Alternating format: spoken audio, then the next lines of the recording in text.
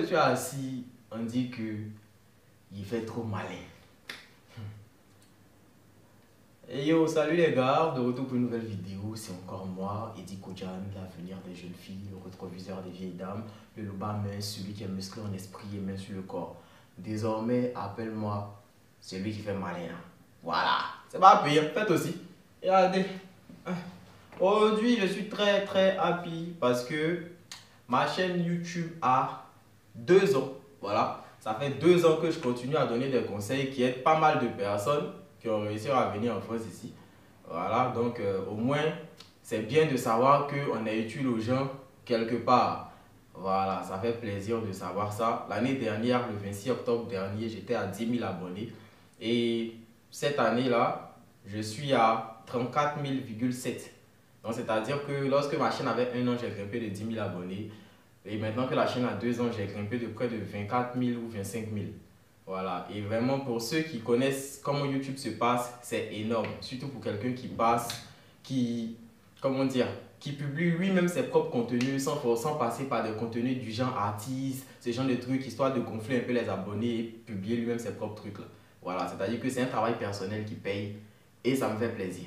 Voilà, donc merci de me soutenir. Voilà, vous voyez, je suis là, je crie sur vous.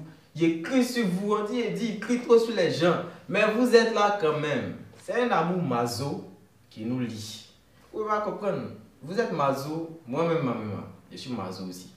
Donc maintenant, pour ceux qui m'aiment pour ne rien, c'est pas grave. C'est mes conseils qui doivent vous intéresser. Ma personne n'a laissé un. C'est ça qu'on appelle être intelligent. Voilà, donc aujourd'hui, on va parler des erreurs tellement bêtes que les gens font. Générique.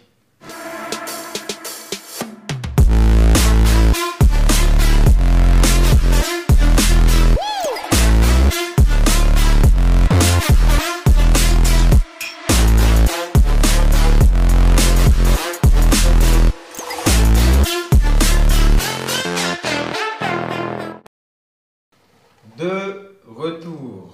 Bien, pour parler des erreurs bêtes que les gens font là.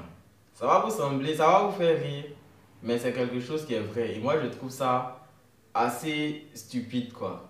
Déjà, vous devez savoir que lorsque vous faites la procédure Campus France là, vous n'êtes pas encore en France. Hein. Vous n'êtes même pas là. Parce que la première erreur que les gens commettent, quand ils commencent à faire la procédure Campus France, ils ne vont plus à l'école. Allez à l'école, hein. Vous faites Campus France là, même si vous avez cette acceptation visa là, vous pouvez ne pas avoir. Donc, quand vous faites Campus France, ne vous voyez pas en Benguis. Même quand vous avez acceptation, vous n'êtes pas encore Benguis. Hein? Allez à l'école. Parce que si vous laissez les cours et que le visa ne marche pas, et que vous parlez en 2021, vous êtes inscrit quelque part et tout, et que vous laissez les cours pour venir faire Campus France en pensant que forcément vous allez être Benguis, vous allez arriver en France et tout, vous laissez les cours, et que la procédure ne marche pas. L'année prochaine, en 2022, là, quand vous allez vouloir refaire la procédure, hein, on va vous demander vos bulletins de 2021. Mais vous ne pourrez pas fournir ça parce que vous n'êtes pas là à l'école. Vous avez laissé la procédure et vous avez laissé, comme on appelle les études, pour faire procédure pour étudier à l'étranger. Donc vous allez justifier ça là. Comment? Donc si vous laissez la procédure aujourd'hui, j'ai dit la procédure, si vous laissez les études aujourd'hui, vous vous condamnez vous-même pour les autres procédures à venir, au cas où cette procédure-là ne marche pas. Donc, quand vous faites Campus France là, ne laissez pas école. Campus France ne veut pas dire que vous êtes Benguis. Ceux qui ont eu acceptation et puis qui sont calés au pays, ils n'ont pas eu visa, ils sont comme ça, plein. C'est pas parce que vous avez peut-être une acceptation ou 2, même si vous avez 7 acceptations sur 7, vous pouvez ne pas avoir le visa. Allez à l'école. Ça, c'était le premier point. Pour le deuxième point, ça va vous faire rire. Mais c'est quand vous commencez à faire procédure pour aller étudier au Canada ou bien en France que vous vous rendez compte que vous n'aurez jamais dû négliger les études. Ça vous arrive, non? Que vous vous dites que ah, ça là, si m'était concentré, elle n'allait pas être un problème, ça là aujourd'hui. Vous vous rendez compte que vous n'aurez pas dû négliger les études parce qu'aujourd'hui là, c'est en train de vous rattraper. Vous cherchez tous les moyens possibles pour pouvoir avoir admission. Il y a d'autres mecs qui pleurent comme ça derrière l'université privée. Ça vous arrive, n'est-ce pas? Donc, commencez à donner conseil à vos petits frères. S'ils doivent venir, commencez à donner conseil à vos petits frères. Ils n'ont qu'à prendre des études au sérieux. Parce que ça va vous rattraper. Et ça, c'est ce qui emmène le deuxième point. Parce qu'il y a des gens qui ont des cursus tellement bizarres parce qu'ils ne prenaient pas au sérieux les études, qu'ils vont frauder sur les bulletins. Ils vont faire modifier leur bulletin. Quand c'est comme ça, moi ça me fait rire parce que quand vous finissez votre fraude là, vous savez, c'est trop facile. C'est tellement facile de vous attraper pour ceux qui fraudent là, qui modifient les bulletins et tout. C'est tellement facile de vous attraper. Regardez, bon moi comme ça dans mon pays, moi je suis d'origine ivoirienne, vous voyez. Dans mon pays, en Côte d'Ivoire, depuis je ne me rappelle plus quelle année, pour pouvoir s'inscrire quelque part là, l'inscription se fait en ligne. Donc, si vous devez passer en classe supérieure ou quoi que ce soit, vos établissements là transmettent vos bulletins au ministère ou bien à la DRED ou bien au ministère de l'Éducation nationale pour que cela soit saisi en ligne. Quand vous partez faire les inscriptions en ligne, je ne sais pas si ça existe dans tous les pays, mais même quand vous êtes titulaire d'un BPC, que vous voulez vous inscrire par exemple en seconde ou bien que vous voulez vous inscrire en première, eux ils ont déjà toutes les données qui prouvent que vous avez validé la seconde, n'est-ce pas? Donc ne pensez pas que quand vous allez frauder, si vous voulez frauder, modifier vos bulletins, payez l'école et puis payez aussi ceux qui sont au ministère là-bas. Parce que si vous finissez de payer l'école, le Campus France ne va pas appeler l'école. Les écoles que Campus France appelle là sont rares. Parce que là où ça se passe là, c'est au ministère. Les inscriptions, là, ça se fait en ligne, non? Donc Campus France va directement auprès du ministère là-bas pour aller voir est-ce que ce que tu as mis en ligne là, c'est conforme avec ce que le ministère de l'Éducation nationale a dans son répertoire là-bas. Si ce n'est pas conforme là, vous êtes classé d'avance. Et souvent, quand vous faites les fraudes, vous pensez qu'on vous attrape pas. Hein, parce que du genre, quand vous arrivez là-bas, Campus France, ils ne vont pas parler sur le fait que non, vous avez falsifié les bulletins et tout. Ils ne vont rien vous dire. Parce que vous avez fraudé, ils le savent, mais ils vont vous laisser venir toujours réessayer parce que eux, ça les fait beaucoup plus d'argent. Donc, si vous êtes attrapé dans un cas de fraude sur les bulletins, ce n'est pas parce que Campus France n'a rien dit qu'ils ne savent pas. Si vous fraudez, c'est 5 ans au moins sans faire la procédure Campus France. C'est-à-dire que quand vous avez fini de frauder, là, oubliez à faire des France là. Parce que si on vous a fiché, même en Europe, au Schengen ici, vous ne pourrez pas venir. Donc, école là, si vous n'avez pas fait, assumez. Sérieusement, ce qui est dit là, c'est peut-être cru. Mais si vous fraudez, ça ne va pas vous arranger. Parce que peut-être vous aurez pu venir par un autre processus, par exemple visa touristique, mais vous allez vous condamner à cause des bulletins. En Europe, vous ne pourrez même plus venir. Donc la fraude, là, même si on ne vous attrape pas sur le champ, s'ils n'ont rien dit, ce n'est pas parce qu'ils n'ont rien dit qu'ils ne savent pas. Évitez les fraudes, ça vous élimine, grave même. Ils ne vont rien vous dire aussi pour que vous puissiez venir payer tous les jours. Vous n'allez pas avoir acceptation, vous allez partir payer au privé. Quand vous allez finir de payer au privé et tout, ils vont prendre encore votre argent, hein, tranquille. Vous allez partir payer rendez-vous de visa. Ils ne vont jamais vous dire que vous avez tant, vous avez refus de visa parce que vous avez fraudé sur vos bulletins. Ils ne vont jamais vous dire ça. Donc soyez prudents, ne faites pas ça. Le troisième point, c'est ceux qui prennent des formations différentes dans leur panier de formation. Ça aussi, ça montre que vous n'avez aucune suite dans les idées. Donc moi, j'ai toujours dit ici, ne prenez jamais des formations différentes. Lorsque vous choisissez vos trucs sur Campus France, là, ne prenez jamais de filières différentes. Sauf si les filières là aboutissent au même travail. Parce que quand vous faites Campus France, là, dans tout ce que vous allez choisir comme université, là, ça doit aboutir au même travail.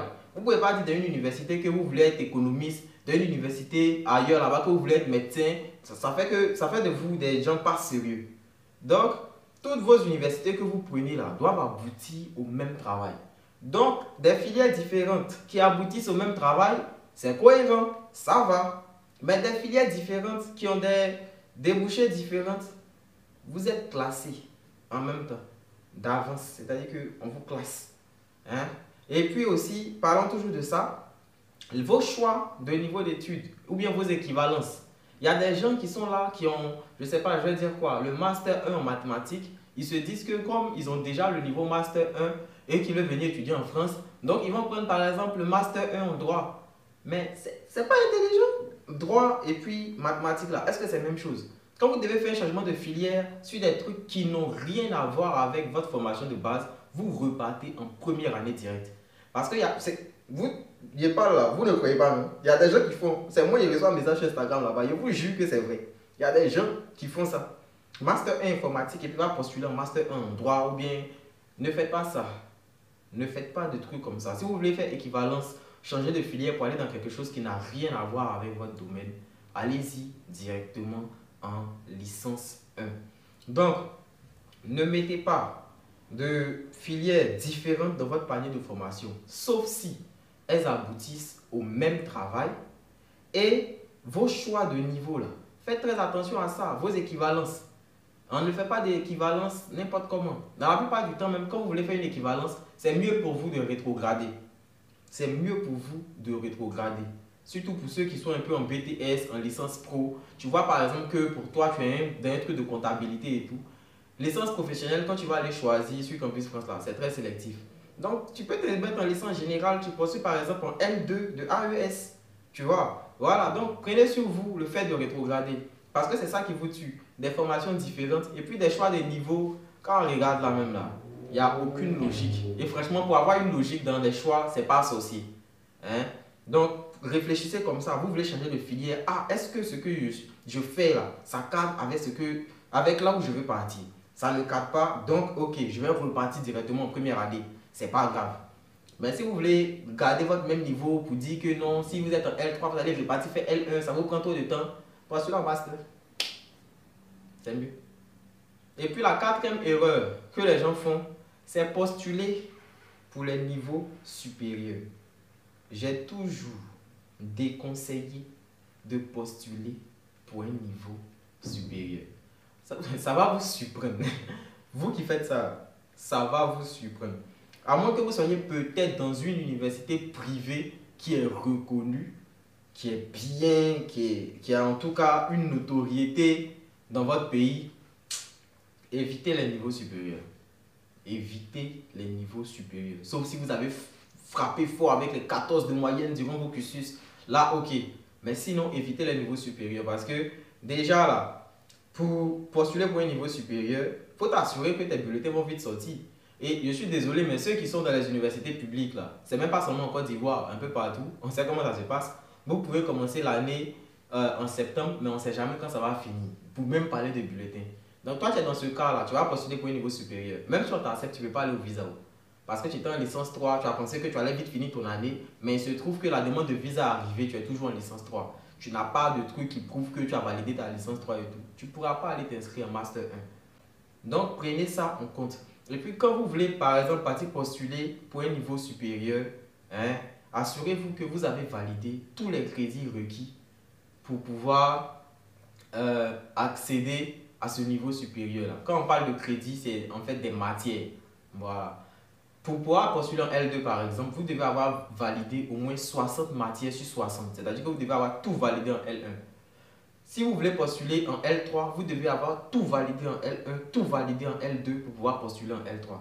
Donc si ce n'est pas le cas, que vous avez seulement tout validé en L1, mais vous n'avez pas tout validé en L2, vous voyez que vous ne pouvez pas postuler pour une L3. Voilà, donc ce sont des erreurs bidons comme ça qui vous éliminent. Cette histoire de choix de niveau là, je vais revenir dessus dans la prochaine vidéo. Parce que j'en ai déjà parlé, mais apparemment il y a plein de personnes qui ne comprennent pas. Si vous le faites, c'est à vos risques et périls. Et puis même les années que vous ne voulez pas perdre parce que vous dites que ça va vous mettre en retard, quand vous allez arriver ici, là, vous allez reprendre. Demandez, il y a plein de gars qui sont en Côte d'Ivoire là-bas, Institut National Polytechnique. On appelle ça INPHB. Ça, c'est l'excellence quand tu vas en Côte d'Ivoire. Quand ils arrivent ici, là, poteau. La première du Sénégal, vous avez vu la dépression. Donc ne pensez pas que c'est du jeu. Je vais m'arrêter là et puis on s'attrape la prochaine fois pour une nouvelle vidéo. On est ensemble.